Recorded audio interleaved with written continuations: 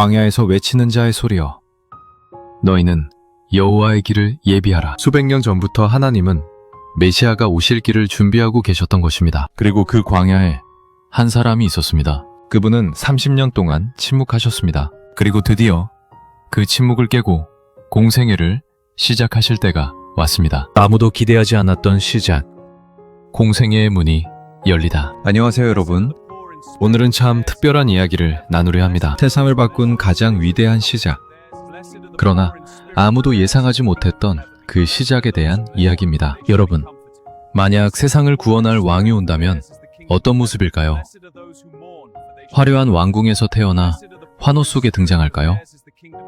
그런데 예수님은 달랐습니다. 그런데 놀랍게도 예수님이 가신 곳은 왕궁이 아니라 광야였습니다. 박수갈채가 아니라 시험이 기다리는 곳으로 가셨습니다. 사실 이 모든 것은 이미 예언되어 있었습니다. 선지자 이사야는 이렇게 외쳤습니다. 침례 요한이었습니다. 바깥털 옷을 입고 회개하라, 천국이 가까이 왔느니라고 외치던 그 사람 말입니다. 사람들이 당신이 그리스도입니까? 라고 물었지만 요한은 단호히 말했습니다. 나는 아니다. 왜 뒤에 오시는 분? 나는 그분의 신발끈을 풀기도 감당하지 못할 사람이다. 그날 예수님이 요단강으로 오셨습니다. 요한은 깜짝 놀라며 말했습니다. 제가 선생님께 침례를 받아야 할 터인데 선생님이 제게 오십니까?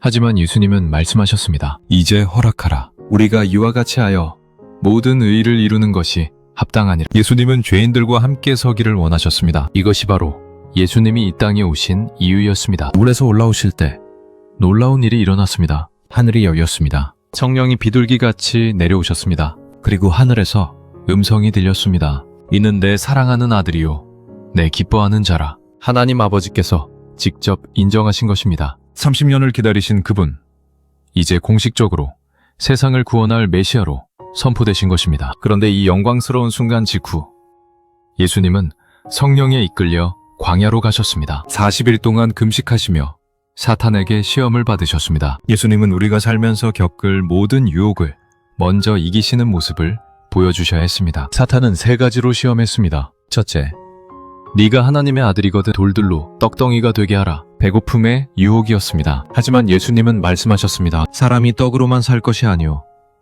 하나님의 입으로부터 나오는 모든 말씀으로 살 것이라. 둘째, 성전 꼭대기에서 뛰어내리라. 천사들이 받아줄 것이다. 하나님을 시험하라는 유혹이었습니다. 예수님은 답하셨습니다. 주, 너의 하나님을 시험하지 말라. 셋째, 사탄은 천하만국의 영광을 보여주며 말했습니다. 이 모든 것을 내게 절하면 주겠다. 가장 큰 유혹이었습니다. 십자가 없이 왕이 될 수 있는 길이었으니까요. 하지만 예수님은 단호히 말씀하셨습니다. 사탄아, 물러가라. 주 너의 하나님께 경배하고 다만 그를 섬기라. 여러분, 예수님은 왜 능력을 증명하지 않으셨을까요?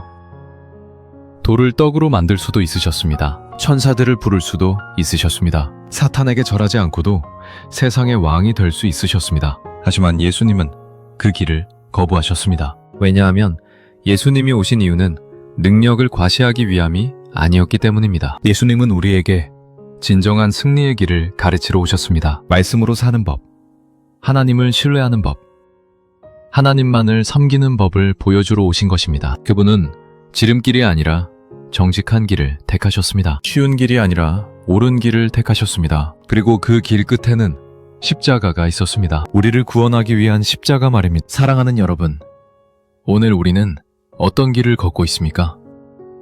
혹시 지금 광야를 걷고 계신가요? 아무도 알아주지 않는 것 같고 하나님이 침묵하시는 것 같나요?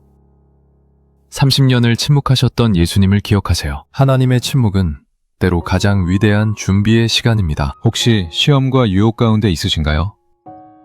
빠른 길, 쉬운 길이 유혹하나요?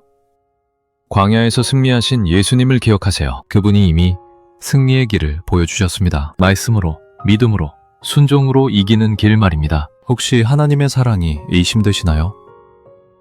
이면 내 사랑하는 아들 이라는 음성을 기억하세요. 예수님을 통해 우리도 하나님의 사랑받는 자녀가 되었습니다. 구약의 예언대로 오신 예수님, 죄인들과 함께 서기 위해 세례받으신 예수님, 광야에서 우리를 위해 승리하신 예수님, 그분이 바로 우리의 메시아이십니다. 오늘 여러분의 믿음이 회복되기를 소망합니다. 그분이 걸으신 길이 바로 우리가 걸어갈 길입니다. 화려하지 않아도 더디더라도 괜찮습니다. 그분이 함께 걸어가시니까요. 여러분의 삶에 새로운 시작이 있기를.